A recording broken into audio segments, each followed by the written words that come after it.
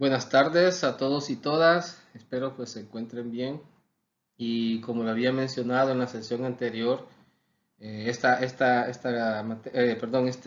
tema pues se los iba a dejar grabado para que ustedes puedan verlo a posterior, dado que en la clase pues se desarrolló una asesoría de proyecto, donde pues se hizo la asesoría general, dando pues los contenidos generales del primer avance y se hizo pues una asesoría personalizada pues con aquellos grupos que así lo consideraron, que así lo pidieron. Espero que la asesoría les haya servido de mucho para poder ir avanzando en su proyecto, al menos en la parte del anteproyecto, porque quieras o no, el hecho de tener clara la idea con la que ustedes van a iniciar el proyecto, eso pues ya garantiza el éxito del proyecto que van a echar a andar. ¿Por qué razón es importante hacer este tipo de proyectos? Porque quieras o no, nosotros queremos dejar un valor agregado, queremos dejar un legado incluso para que estas comunidades, estas instituciones o empresas pues reconozcan el trabajo que como estudiantes y por qué no decirlo como institución también estamos realizando. No solo estamos aprendiendo cosas de logísticas, de almacenaje, transporte, etcétera, o aduanas incluso, pero también tenemos o estamos desarrollando ciertas actitudes en pro del medio ambiente y eso es importante, saber dejar un legado eh, a todas las personas pues que quieras o no, nosotros pues nos relacionamos y sepa de que es bueno tener una conciencia referente al medio ambiente. Así que espero que esos proyectos que ustedes nos presenten pues sí sirvan de mucho, no solo para ustedes, sino también a donde ustedes lo van a realizar. Para esta sesión pues yo he considerado retomar un tema que se mencionó en el webinar sobre el impacto que tiene el cambio climático en la agricultura, el webinar que ustedes participaron hace 2 semanas. Y ahí pues se mencionaron algunos temas que yo considero que son importantes y que en cierto modo los iba a desarrollar dentro de 2 semanas.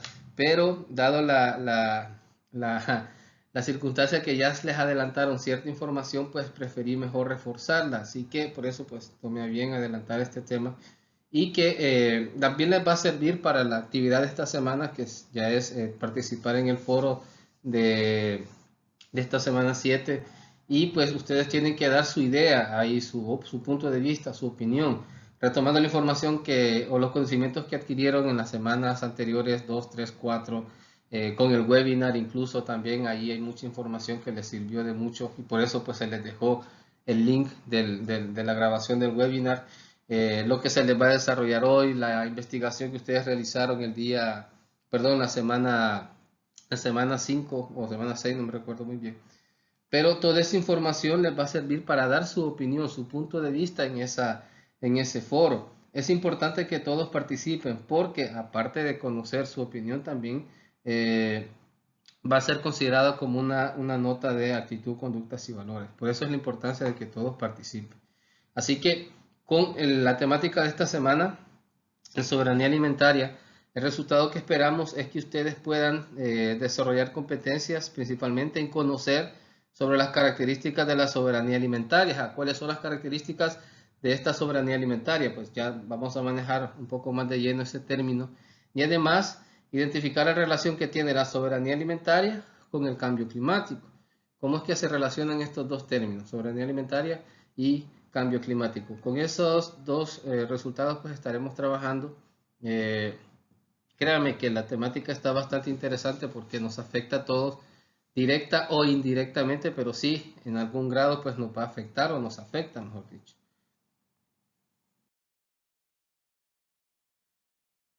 Primeramente, manejemos el término de cambio climático. Ustedes pues pueden ver ahí en la lámina, en la diapositiva, cuál es la definición de cambio climático. Pues ahí menciona principalmente qué es la modificación del clima con respecto al histórico climático a escala global o escala regional.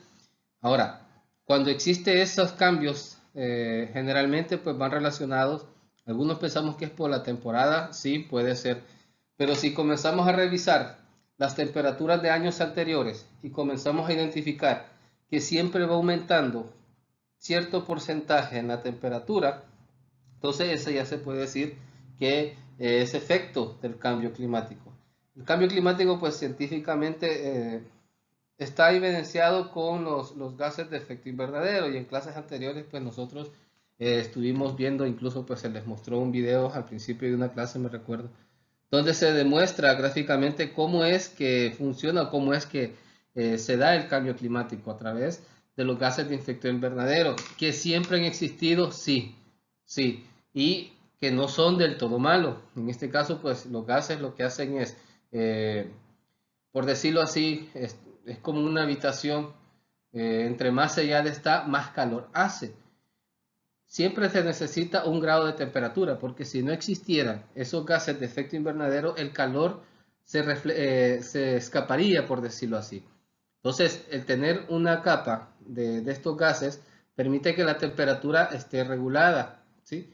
Pero al haber demasiada, la temperatura empieza a subir porque no existe ningún tipo como de escape de esa temperatura extra que quizás no necesitamos. Entonces, los gases de efecto invernadero funcionan de esa manera. Al existir mucho gas, la temperatura aumenta porque el calor no sale. Si existe el gas adecuado o el necesario, pues tuviéramos temperaturas un poco más bajas, pero las necesarias para poder vivir. Ese es en sí, por decirlo así, un poco el término de cambio climático, cómo es que se da el cambio climático. Ahora, también menciona que es importante señalar que la producción agrícola o agropecuaria si bien será uno de los sectores productivos más fuertemente afectados por el cambio climático, y en cierto modo el hecho de que hay algunos tipos de cultivos pues que necesitan o tienen requerimientos específicos sobre la temperatura, sobre la calidad del aire incluso. Entonces, el hecho de que estén aumentando las temperaturas, eso afecta también a la calidad o a la eficiencia que pueden haber en algunos sectores de la agricultura o algunos sectores agropecuarios. Entonces, quieras o no, sí afecta o sí tiene una cierta relación.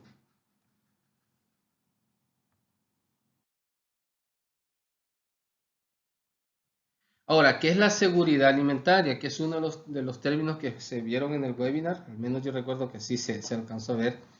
Y esto es cuando todas las personas tienen en todo momento acceso físico y económico a suficiente alimento inocuos y nutritivos para satisfacer sus necesidades alimenticias y sus preferencias a fin de llevar una vida sana y activa. Entonces, seguridad alimentaria es que tengamos acceso al alimento, tengamos acceso a nuestra forma de comer, a lo que quieras o no, pues es una prioridad. El hecho de que nosotros trabajemos y nos esforcemos todos los días, pues es principalmente para tener alimento, para poder comer. Aparte, pues vienen otras necesidades como el techo, el vestir, etcétera. Pero el alimento, pues sería como el primordial, ¿sí? Sería nuestra necesidad primordial, y por ende, el tener asegurada nuestra forma de alimentarnos o tener asegurados nuestros alimentos, pues eso ya se vuelve, quieras o no, un bien necesario.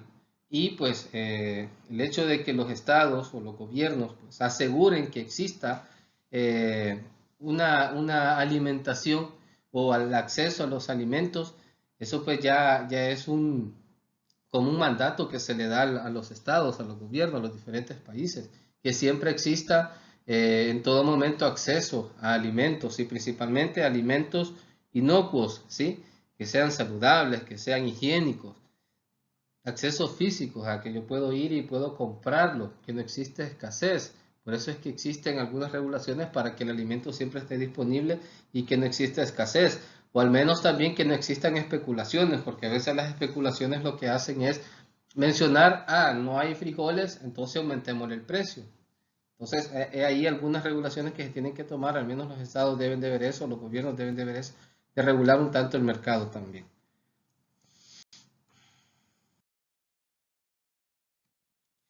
Ahora, la soberanía alimentaria menciona, y esto pues es una definición que se extrajo de la ONU, pues, de la FAO, que sería el departamento de la ONU pues, que se encarga de los alimentos, y vamos a ver un poco más de la FAO. Menciona que la soberanía alimentaria es el derecho de cada pueblo a definir sus propias políticas y estrategias sustentables de producción, distribución y consumo de los alimentos que garantice una alimentación sana con base en la pequeña y mediana producción, respetando sus propias culturas y la diversidad de los modos campesinos, pesqueros e indígenas de producción, agropecuaria, comercialización y gestión de recursos. ¿En qué consiste esto? O sea, tanto término, eh, tanta cosa técnica que se menciona, pero la soberanía alimentaria es la forma en que cada estado, que cada país, que cada región decide comer, decide cómo producir, cómo cultivar. En este caso, pues si existe una soberanía nacional, pues no puede venir alguien y comenzar a influenciarnos, a venir y hacernos cambiar nuestra forma de pensar. Entonces, igual sucede con la soberanía alimentaria. Nosotros debemos de cuidar, debemos de proteger la forma en que nosotros cultivamos, la forma en que nosotros sembramos, la forma en que nosotros comemos. Si a nosotros pues nos gustan los frijoles, nos gusta el arroz, o comemos tortillas de maíz, no puede venir alguien y decirnos, no, no coman eso, mejor coman esto. Y a veces pues uno critica la forma de que en algunas partes, incluso pues dentro del territorio, a veces mejor prefieren comprar o consumir productos de franquicias, digamos hamburguesas, pizzas, etcétera. Yo no estoy en contra de eso, pero eh, a veces pues nos vemos influenciados en lugar de preparar nuestros propios alimentos, cocinar en casa. Yo sé que a veces es bien complicado por el tema laboral.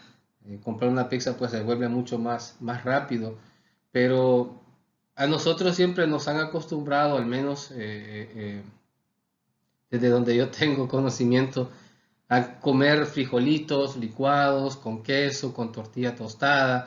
Entonces eso ya se vuelve como una forma muy propia de alimentarnos.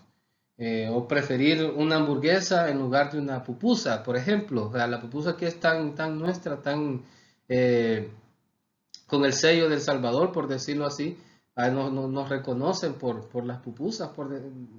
De otra forma, pues en otros lugares pues tenemos esa identidad, o preferir tacos en lugar de las pupusas, sería otro ejemplo.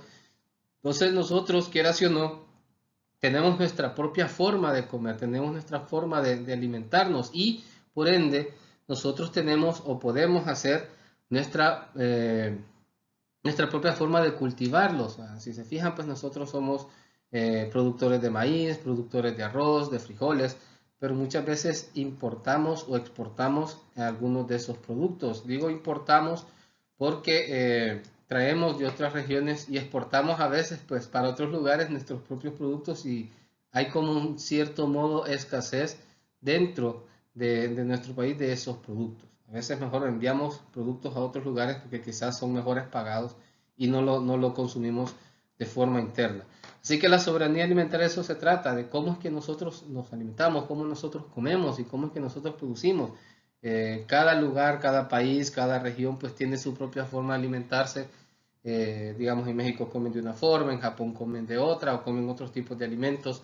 Bueno, nosotros aquí quizás no sé hasta qué grado pues comemos algunos animales, allá en otras regiones como China pues comen otros tipos de animales y quizás para nosotros pueden ser asquerosos, pero para ellos son deliciosos. Así que cada uno pues define su propia forma de alimentarse. Ahora, la seguridad alimentaria está asociada principalmente a cuatro pilares. Estos pilares, según la FAO, en este caso pues sería la Organización de las Naciones Unidas para la Alimentación y la Agricultura, por sus siglas en inglés pues es FAO, elige o especifica cuatro pilares principales para la seguridad alimentaria. En primera pues está la disponibilidad, que el alimento está siempre disponible. Como mencioné hace poco, el tema de las escasez. Los estados deben de garantizar que esos productos, los que nosotros consideramos de nuestra canasta básica, estén siempre disponibles. Siempre haya frijoles, siempre haya arroz, siempre haya tortillas. Antes nosotros consideramos eso como canasta básica. Hoy hay otros productos que se han agregado a esa canasta básica. Y hay otros productos pues que ya consideramos muy necesarios para poder alimentarnos. Entonces, siempre tienen que estar disponibles, siempre tienen que haber en el mercado. El acceso, o sea, que estos productos no tengan ningún tipo de restricción, sean de fácil acceso, no necesito ningún tipo de permiso, no necesito ningún tipo de autorización para poder consumir esos alimentos. Al menos nosotros no hemos llegado o no hemos tenido, bueno, hasta donde yo sé, no hemos tenido esa problemática de que se nos limite al menos la cantidad de producto o la cantidad de algún producto para poder comprarlo. Pero en otras regiones, en estos tiempos, sí pasa eso, de que estoy limitada la cantidad de productos que puedo consumir. Digamos, cierta cantidad de arroz, cierta cantidad de huevos, incluso pues otros subproductos necesarios como la pasta, el papel higiénico, pues también están limitados. Como les menciono, nosotros al menos hasta ahora no tenemos esas dificultades. No sé si antes pasó. Bueno, para la pandemia, y creo que sí se dio esa situación en algunos lugares, que se limitó la cantidad de algunos productos. Y era porque eran productos muy exigidos por las personas y pues, quieras o no, quizás por por decirlo así, por ayudar o porque otras personas no se quedaran sin esos productos, pues fue necesario limitar la compra de esos productos. Por ejemplo, el papel higiénico, pues hubo un tiempo que se escaseó, al menos al principio de la cuarentena, el papel higiénico se escaseó y por eso pues muchos negocios o muchas empresas pues tomaron a bien restringir la cantidad de papel higiénico que las personas compraran. Quizás un paquete de 4 rollos por mucho, por persona o por familia, los que podían comprar. Porque sí, porque como entramos en escasez, hay personas que se quedaron sin ese producto.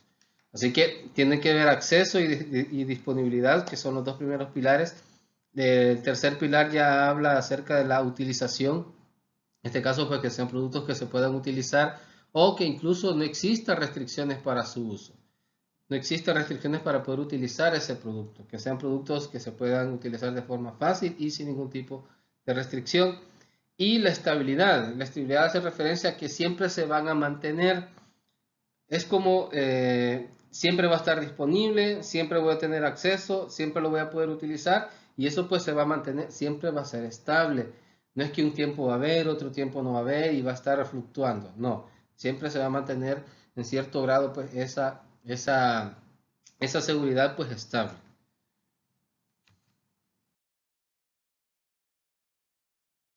Es imprescindible un esfuerzo deliberado para desarrollar prácticas culturales que resulten en un menor producción de gas de efecto invernadero. En este caso, pues aquellos gases que contribuyen a que el cambio climático pues se agrave, se acelere incluso. Entonces, para eso es necesario que aquellas prácticas agrícolas y aquellas prácticas que en cierto modo contribuían a que estos gases de efecto invernadero pues aumentaran, por ejemplo, pues en la ganadería. La ganadería pues por los gases que el ganado pues produce y acordémonos en una exposición me recuerdo cuando hablaban de la contaminación atmosférica mencionaban de que los gases producidos por el ganado es uno de los principales gases que afecta al cambio climático. El gas metano, que en este caso pues es producido por el ganado, por las vacas, y también algunas prácticas agrícolas como la quema, que eso pues siempre se da antes de que los agricultores inicien sus labores de siembra, pues hacen un proceso de quema de todos sus terrenos y eso pues lo mencionaron en el webinar. Eso lo que hace es dañar o afecta en este caso pues la, la nutrición que puede dar la tierra a nuestras plantas. Por eso es que mucho agricultor tiene la necesidad de comprar agroquímicos para poder nutrir de nuevo esas tierras y que sea más productivo, mejor dicho. Por eso es que no se recomienda que los agricultores quemen, es mejor pues hacer otro tipo de proceso que no necesariamente sea la quema o utilizar algún químico para secar la maleza que hay en sus terrenos. Entonces, ese tipo de prácticas pues esperan que sean erradicadas, que sean eliminadas.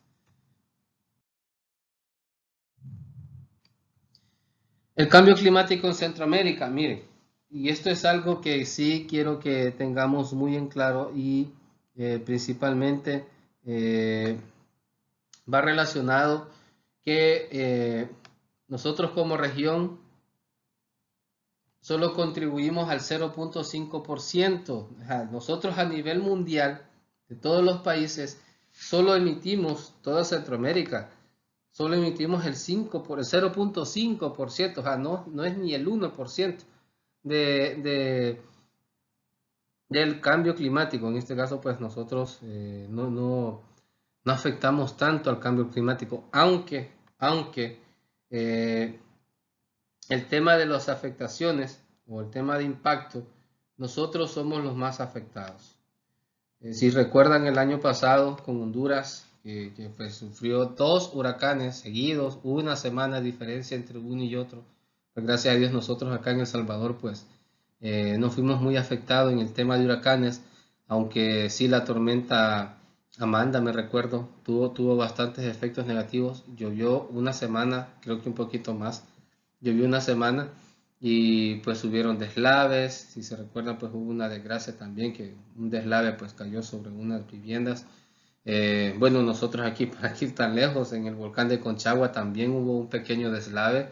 Gracias a Dios no hubo consecuencias, bueno, al menos no para los habitantes de estas regiones, bueno, de las zonas de ahí del volcán de Conchagua. Pero imagínense qué, eh, qué tan grave está el tema de las tormentas, ¿sí? ¿Con qué frecuencia? ¿Y quién se hubiese pensado que casi al final del año todavía íbamos a estar afectados por huracanes? Generalmente los huracanes se dan en agosto, septiembre. Nosotros pues lo hemos visto en esas temporadas, pero ya noviembre, casi finales de noviembre y todavía con amenazas de huracanes. O sea, no sé ustedes, pero es preocupante la situación. Y vean, pues, nosotros contribuimos el 0.5% y somos la región quizás de las más afectadas. Vemos afectados por fuertes tormentas, nos vemos afectados por temporadas largas de sequía y pues, quieras o no, quieras o no, desde los años 90, esa ha sido una tendencia, esa ha sido una tendencia de que van en aumento. Cada vez pues son peores las condiciones climáticas en las que nos encontramos.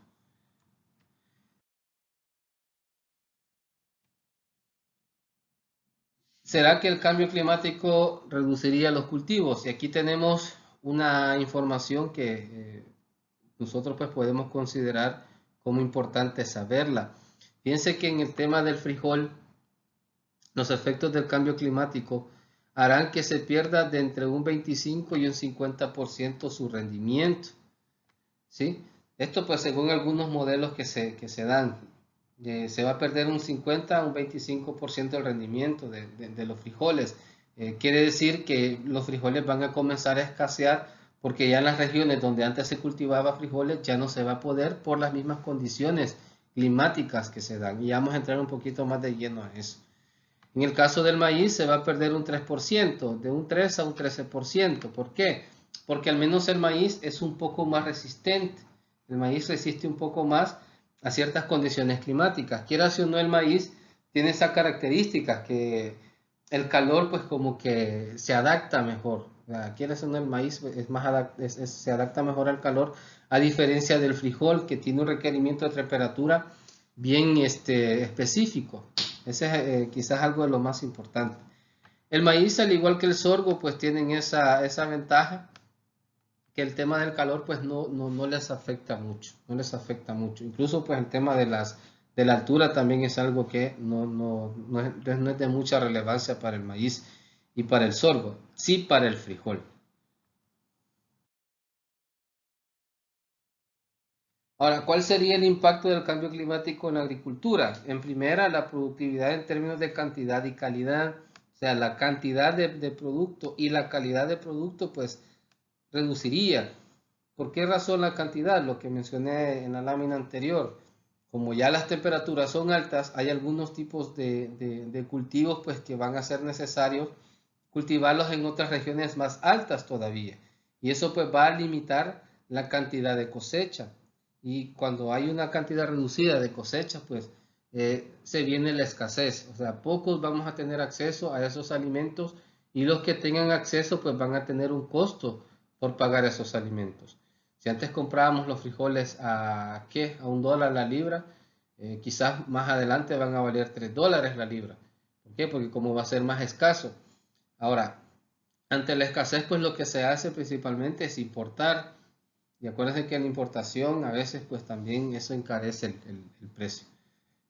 Algunas prácticas agrícolas se van a hacer a través del uso de agua, en este caso pues de riegos o hacer riegos, porque como las lluvias van a ser más escasas, pues va a ser necesario instalar algún tema de sistemas de riego, utilizar otro tipo de estrategia.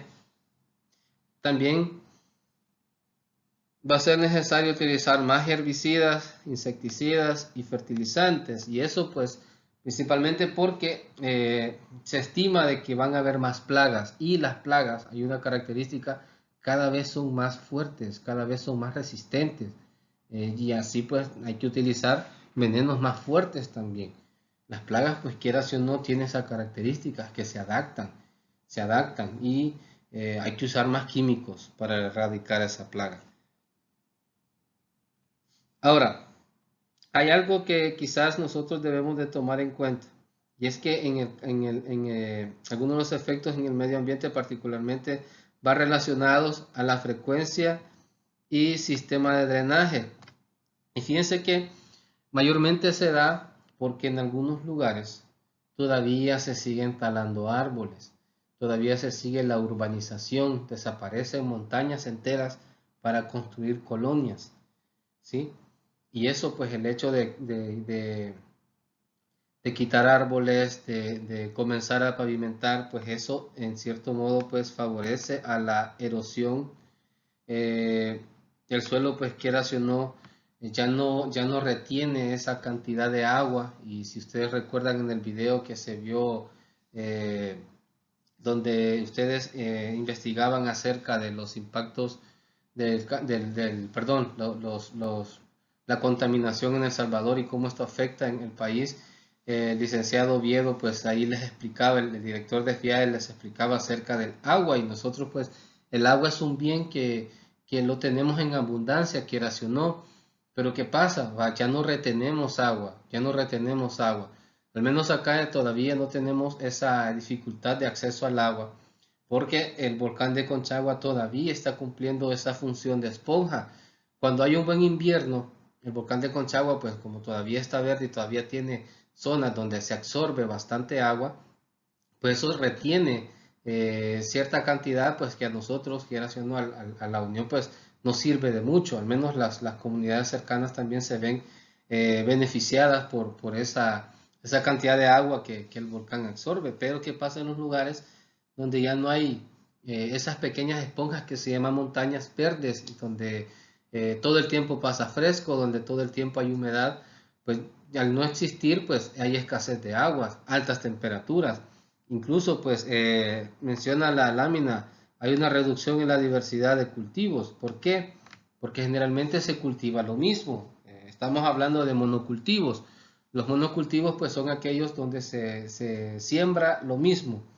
Se siembra maíz, son grandes extensiones de solo maíz. Se siembra frijol, son grandes extensiones de solo frijol. Cuando también se puede diversificar, en este caso, a través de otro tipo de cultivos. Por ejemplo, pues sembrar árboles frutales, y pues en tiempos o en temporada de cosecha, pues sacarle provecho a esos árboles. Por ejemplo, mangos, por ejemplo, en los lugares pues con alta temperatura abunda el mango, abunda el marañón, ¿sí? Hay regiones aquí por la carretera Antipucá, adelante en el desvío de las Tunas, grandes extensiones de tierra pues cultivadas con marañón, que eso pues son explotados por las cooperativas de esa zona. Pues ellos cultivan pues para poder venderlos, ya sea el falso fruto, que en este caso es la manzana, pues así se le llama, el falso fruto del marañón. O sea, la que yo considero como fruta, pues en realidad es falso fruto, no es ese el fruto, en realidad, pues en realidad es la semilla la pepa o la almendra, ellos le llaman almendra, que al ser procesada pues obtienen la nuez tostada y eso pues tiene mucho más valor que el falso fruto, en este caso pues la manzana que se obtiene. Entonces son ejemplos de cómo aparte de trabajar el tema del maíz pues se puede diversificar otros frutos y eso pues va a permitir que haya otra diversidad de plantas y también de animales, porque al menos en los lugares donde se cultiva, donde se siembra maíz, generalmente lo que hay son roedores, ratas y cosas así por el estilo.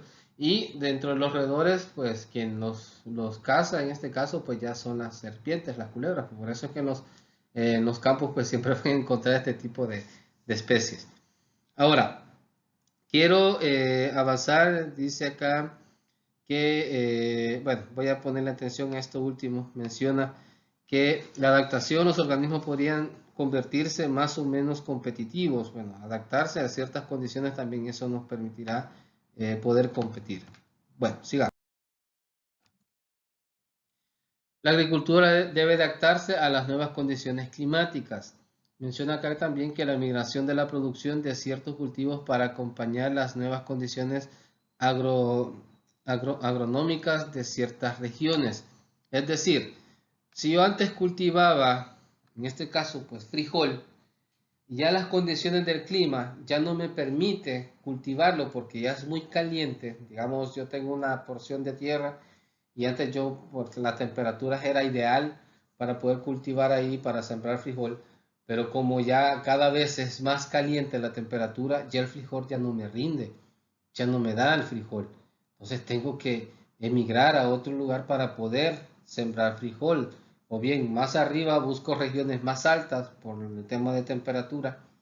O ni modo, tengo que cambiar el tipo de cultivo. Entonces, ya no voy a poder vender frijol. ¿Por qué? Porque como ya no lo voy a cultivar, tengo que sembrar maíz, porque el maíz sí se adapta a esa temperatura. Entonces el frijol se va a volver un poco más escaso. También el desarrollo de nuevas y mejores resistencias a los cambios de temperatura, sequías, inundaciones, es buscar otra forma, buscar otros métodos. Por ejemplo, hay lugares donde se utilizan casas mayas, se le llaman.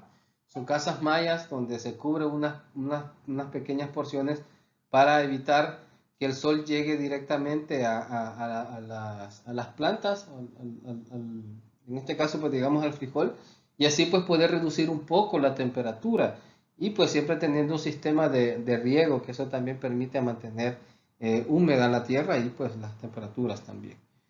El desarrollo de nuevas prácticas culturales que sean más efectivas en las nuevas condiciones climáticas. Okay. Efecto potencial de las temperaturas en el periodo de crecimiento, y esto también es otra cosa que sucede muchas veces. La duración del crecimiento de los cultivos está sobre todo relacionado con las temperaturas, es decir, que hay algunas especies que crecen mucho más rápido en temperaturas altas, ¿sí? Por ejemplo, pues el maíz, como su temperatura son altas, pues puede desarrollarse mucho más rápido a esas temperaturas, a diferencia de otros cultivos que si están expuestos a una temperatura alta y su crecimiento es principalmente en temperatura templada, va a costar su crecimiento o incluso la calidad de ese alimento no va a ser el mismo. Y vamos a ver otra cosa importante también sobre eso. En el caso de un cultivo anual, el periodo entre la siembra y la cosecha, la cosecha se cortará, por ejemplo, el tiempo antes de la cosecha del maíz podrá cortarse entre 1 o 4 semanas. Es decir, si antes se cosechaba por dar una fecha, se cosechaba en noviembre, pero como hay altas temperaturas, el maíz se desarrollará mucho más rápido, ya no se va a cortar en noviembre, sino se va a cortar en octubre. ¿Por qué? Porque se desarrolló mucho más rápido el maíz por las altas temperaturas. Como lo mencionamos, hay temperaturas altas que sí son de provecho para algunos, pero le afectan negativamente a otros.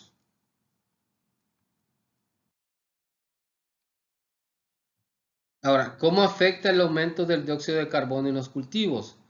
Al igual que las temperaturas, hay algunos productos agrícolas que se ven beneficiados y otros que se ven perjudicados por el aumento del dióxido de carbono.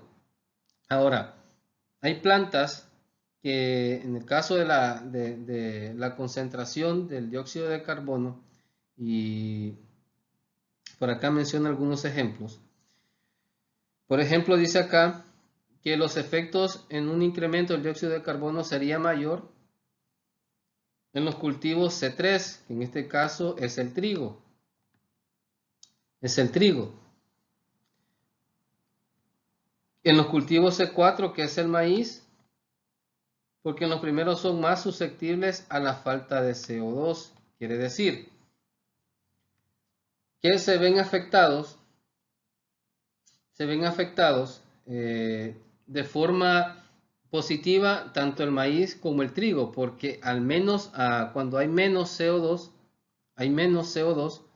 ya su rendimiento disminuye. Y eso lo menciona en la última parte. Son más susceptibles a la falta de CO2. Si hace falta CO2, se ve afectado el trigo. Entonces, entre más CO2 hay, más rendimiento tiene el trigo. Y entre más rendimiento tiene el trigo, pues son mejores cultivos. Se cosecha mejor calidad y mayor cantidad. Entonces, ahí se ve beneficiado el trigo. Pero, a diferencia del maíz, se ve perjudicado, porque entre más CO2, ya la calidad del maíz se reduce. Entonces, ahí donde vemos, altas temperaturas para uno es beneficio, bajas temperaturas para otro es negativo. Más CO2 para algunos sí es positivo que haya más CO2, porque hay mejor producción, mejor calidad, pero para otros cultivos el aumento del CO2 significa menos rendimiento, menos calidad. Efectos en la calidad. Menciona que el arroz contiene amilosa y menciona que el grano aumenta con el CO2 elevado. Quiere decir que esta amilosa, entre más CO2 hay, más aumenta la cantidad de amilosa en el arroz. Entonces se ve beneficiado. Pero el problema está acá, que ese beneficio no es en cierto modo positivo. O sea, sí aumenta la cantidad de amilosa en el frijol, perdón, en el maíz. Sí aumenta la cantidad de amilosa en el maíz. Entre más CO2, más amilosa va a desarrollar el arroz. Pero el problema con el amilosa es que lo que hace es que es más duro. El arroz se hace más duro. ¿Sí? Se pone más sólido. Entonces, entre más amilosa tiene el arroz, es más duro. Por eso es que hoy pasan horas y todavía el arroz no se ablanda. ¿Por qué? Porque como está afectado por una gran cantidad de CO2, ya el arroz ha desarrollado más amilosa y eso lo hace mucho más duro. También se disminuiría la cantidad de hierro, la cantidad de zinc, que son importantes para la nutrición humana. Y miren, esto del zinc es un mineral muy necesario, al menos para el sistema inmune, es muy necesario. Incluso pues para estos tiempos de COVID, el consumir zinc era recomendable. Habían personas que comenzaron a tomar zinc para reforzar sus defensas. Imagínense lo importante que es que nuestro cuerpo pues pueda tener zinc o pueda consumir zinc, pero al estar afectado con CO2 alto, una alta concentración de CO2, pues se reduce la cantidad de zinc, se reduce la cantidad de hierro en el arroz. Además, la cantidad de proteínas se reduciría, ya no tendría tantas proteínas. Y se incrementan las temperaturas y el dióxido de carbono, pues esto quieras o no, pues es un efecto negativo, lo que mencioné hace poco. Altas temperaturas para el arroz es un efecto negativo. Alta concentración de CO2 para el arroz es un efecto negativo porque se vuelve más duro, pero también pierde nutrientes.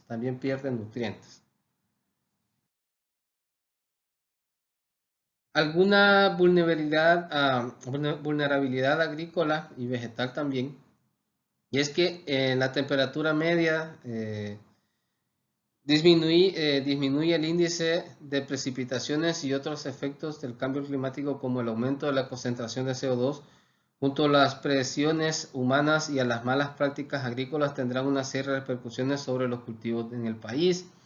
Y viendo o analizando pues algunos frutales, hortalizas y granos básicos que se producen en El Salvador, estos se pueden ver afectados por las temperaturas y pues quieras o no, pues los niveles de humedad que nosotros necesitamos y las precipitaciones o las lluvias no son muy estables. A veces pues son muy elevados, a veces pues son muy escasos y pues existe un rango de tolerancia de esas precipitaciones o de la humedad. Entonces, en estos tiempos pues cada vez se vuelven más frecuentes las tormentas. Tormentas tropicales, huracanes, depresiones tropicales, son tormentas fuertes y pues se vuelven cada vez más frecuentes. Ahí entra el tema del niño y de la niña, y cuando es el fenómeno del niño, pues nosotros nos vemos afectados con altas temperaturas y con escasez de lluvia. Si es la niña es lo contrario, ¿sí? Mucha lluvia, lluvia abundante. Y acordémonos que en el caso de los cultivos, mucha o poca lluvia también afecta.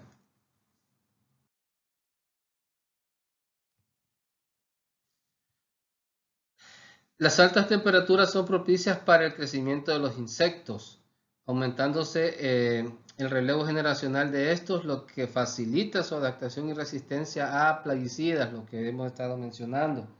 El problema de las altas temperaturas hace que cada vez haya más plagas y el problema de las plagas es que se van adaptando. También la cantidad y tamaño de los frutos será reducido drásticamente, obligando a los a los productores a utilizar cada vez más plaguicidas, fungicidas y herbicidas o añadir más cantidad de agroquímicos utilizados para, para pues, las plantaciones que ellos están realizando.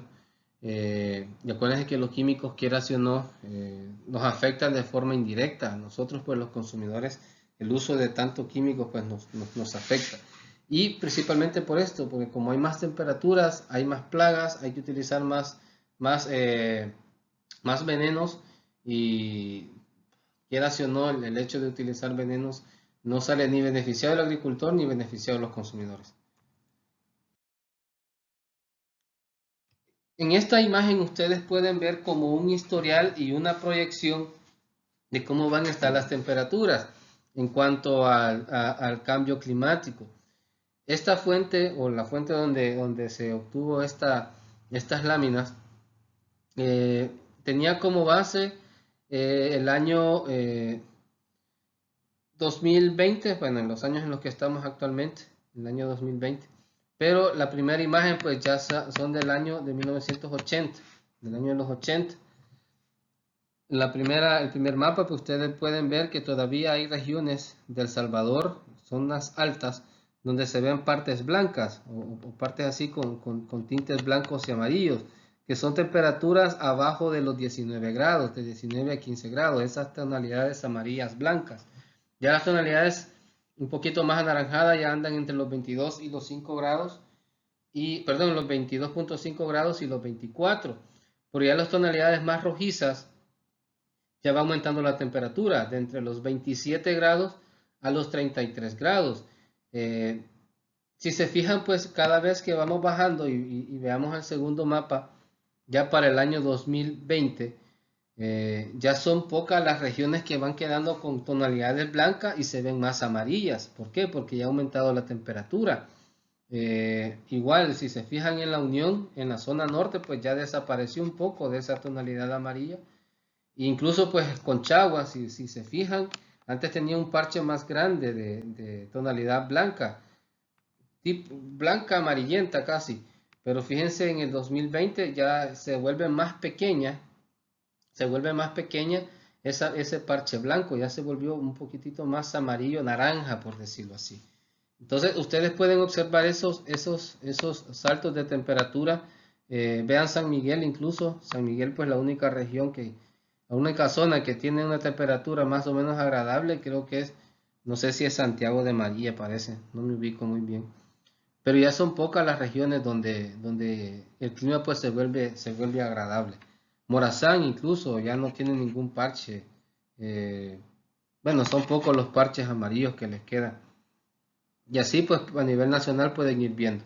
Vean el año 2080, en el año 2080 pues la Unión, al menos en la zona de Conchagua, del volcán de Conchagua, ya es una tonalidad casi rosada, que son como 27 grados. Ya el resto pues ya anda arriba de los 33 grados. San Miguel pues igual, tienen ahí todavía en Santiago de María un puntito blanco que todavía tiene temperaturas agradables. Pero ya son pocos, son escasos los lugares en el 2080 donde se va a tener temperaturas abajo de los 22 grados. Y la mayoría va a estar arriba de los 30. Entonces, esto es preocupante, esto es preocupante. ¿Cómo se ve la tendencia de la alza de temperaturas?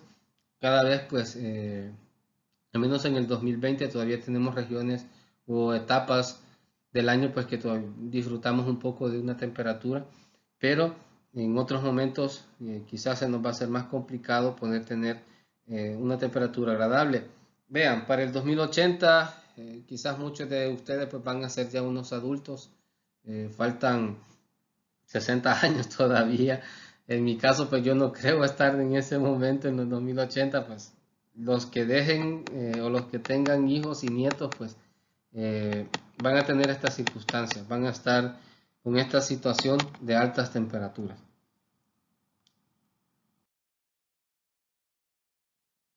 Ahora, ¿cómo es que impactan las sequías o las canículas en la agricultura? Y aquí pues está una gráfica de cómo han habido años con, con sequías y cómo es que se ha afectado en este caso pues a la productividad. En el 72 pues hubo una sequía, pues hubo una reducción del 37%, hubo una diferencia de menos 21%, pues se redujo, se redujo.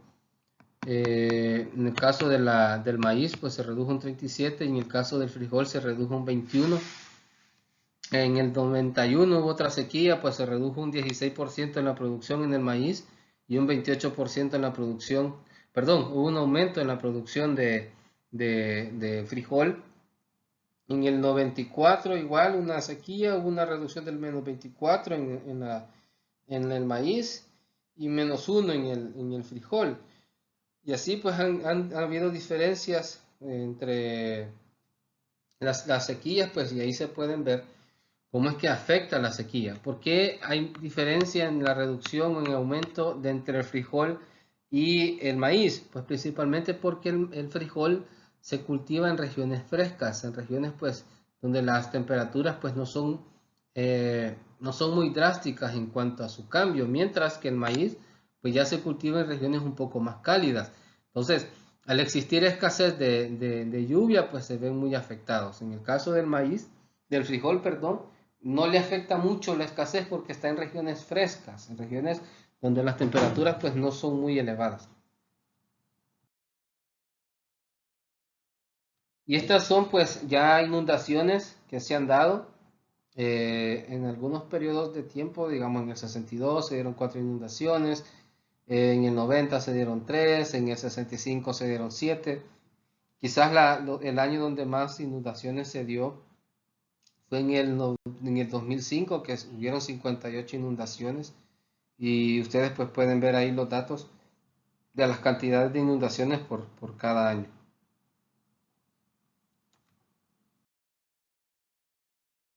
Y pues acá está un mapa donde se muestran algunas zonas vulnerables, zonas que dependiendo de la cantidad de precipitaciones, pues estas se pueden inundar o se han inundado en algún momento.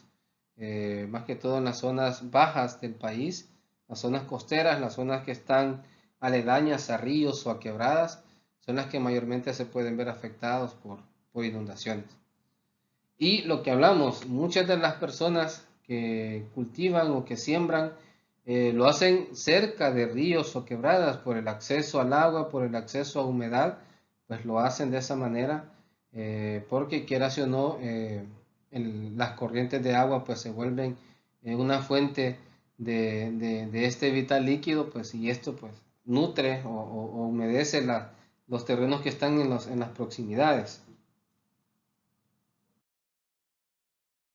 Este es un mapa de las zonas donde se cosecha maíz. El mapa es del 2002 al 2003, pues ahí se dieron esta gráfica. Y los puntos amarillos fuertes, pues son los lugares donde se siembra quizás en mayor cantidad maíz. Pueden ver ahí las regiones. La Unión pues tiene bastantes regiones, San Miguel también, Morazán pues es poco, la verdad no es mucho, gran porción. Cabañas pues se siembra bastante maíz.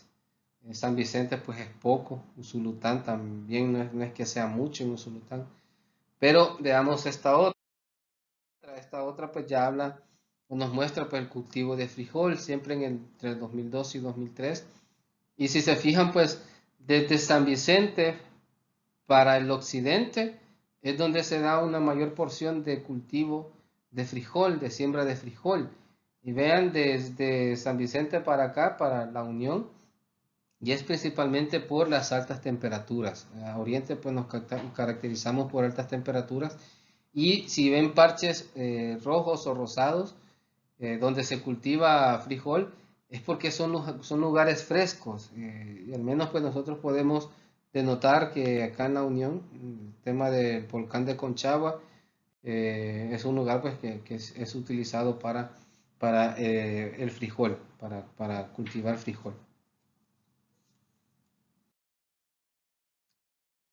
Y esto pues son es una tabla donde ustedes pueden ver cuál es la vulnerabilidad térmica de algunas frutas y de algunas verduras también, algunas verduras pueden ir ahí.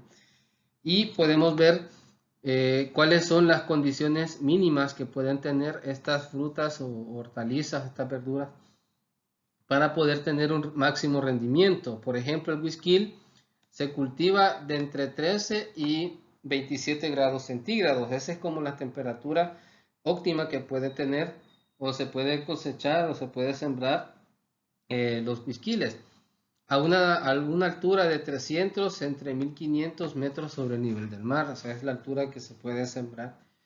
Y esto principalmente por el tema del oxígeno, del dióxido de carbono y todo eso, pues a esas son las alturas óptimas. Se espera que para el año 2020, o sea, para este año, un incremento de la altitud, o sea, por el tema de la temperatura va a ser necesario cultivarlo un poco más alto, o sea, sembrar en regiones un poco más altas, ¿sí?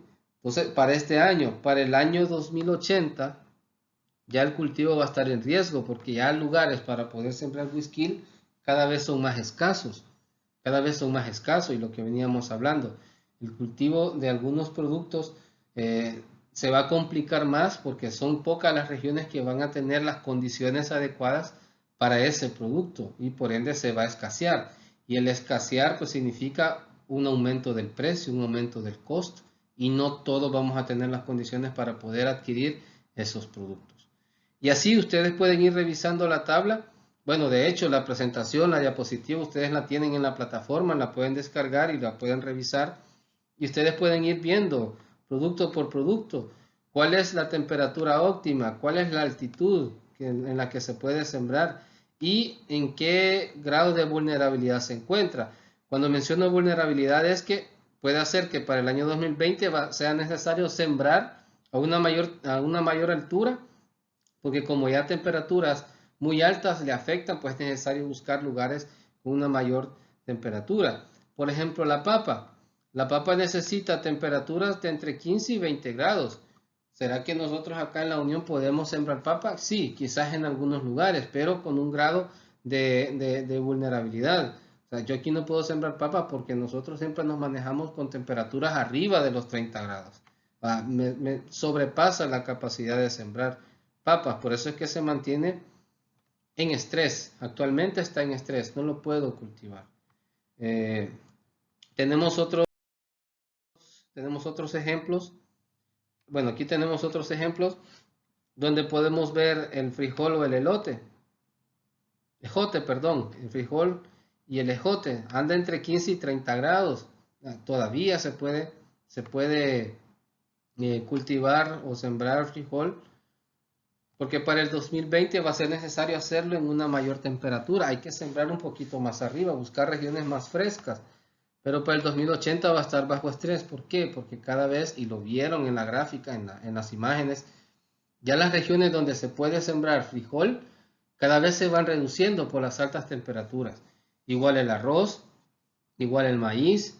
Al menos el maíz eh, tiene esta salvedad que las temperaturas del maíz puede tolerar hasta 45 grados.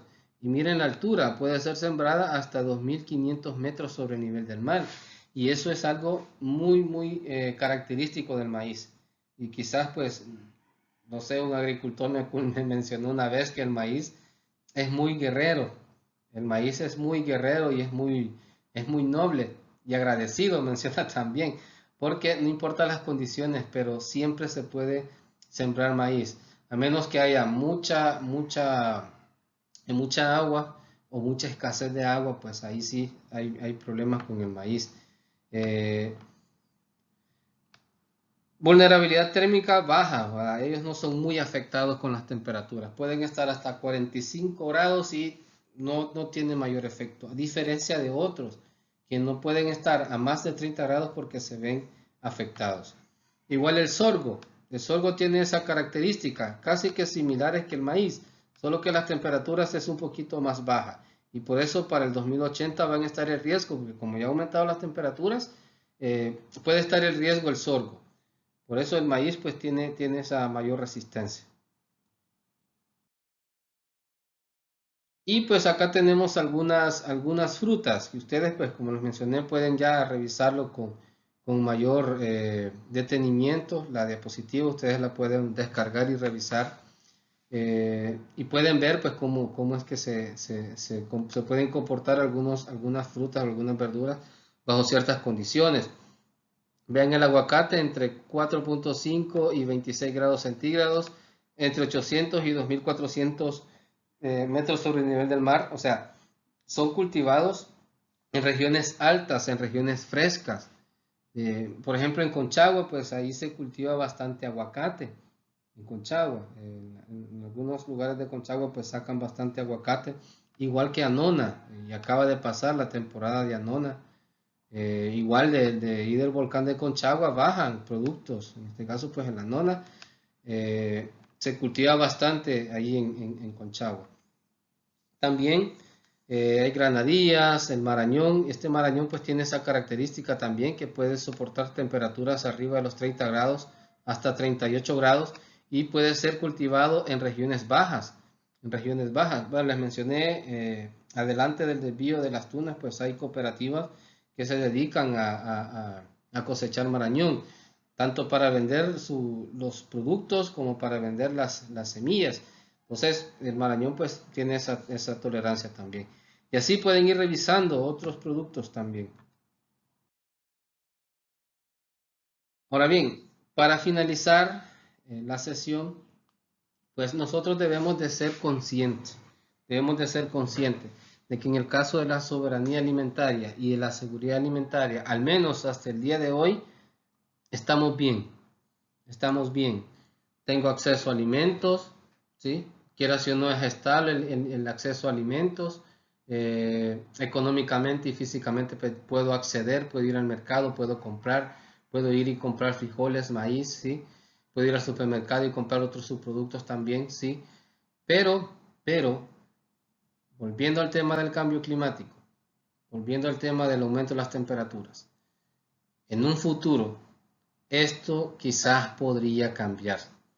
Ciertos alimentos se van a volver escasos, el acceso a esos alimentos se van a volver muy difíciles.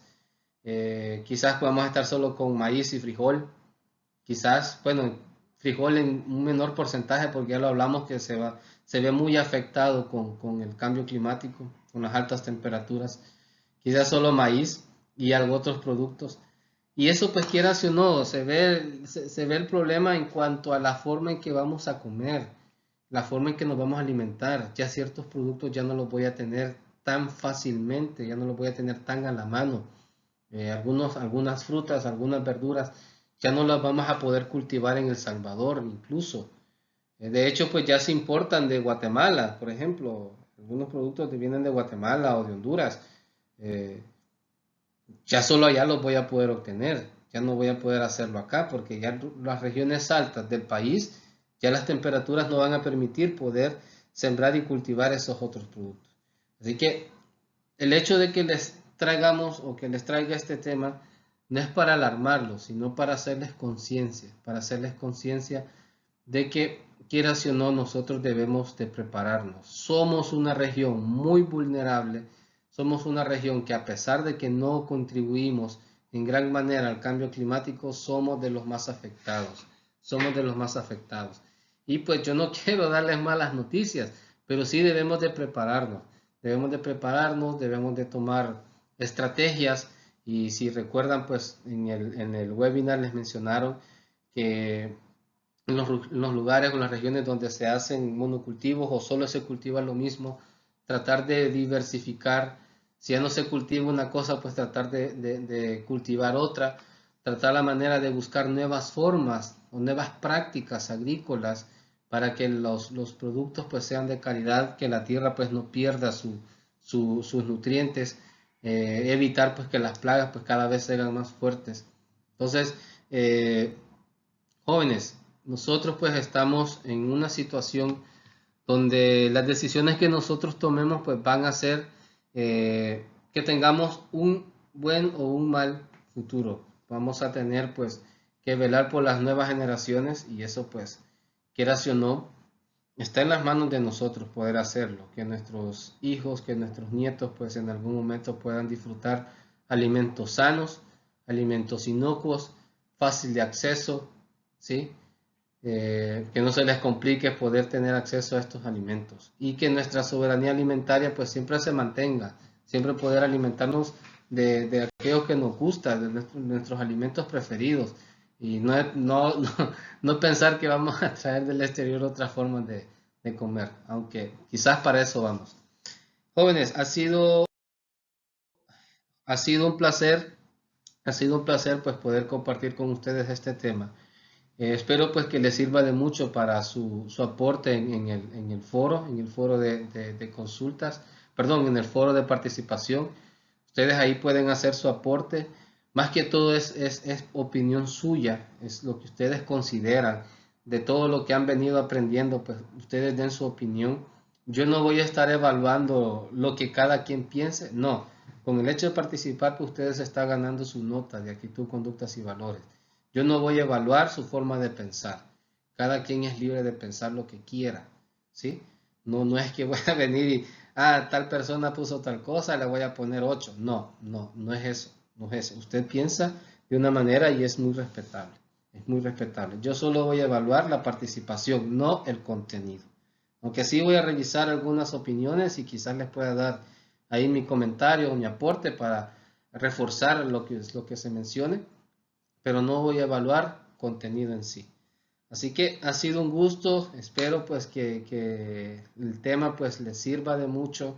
Y créanme que esta información, recopilar o recogerla fue bastante enriquecedor para mí, fue bastante enriquecedor para mí.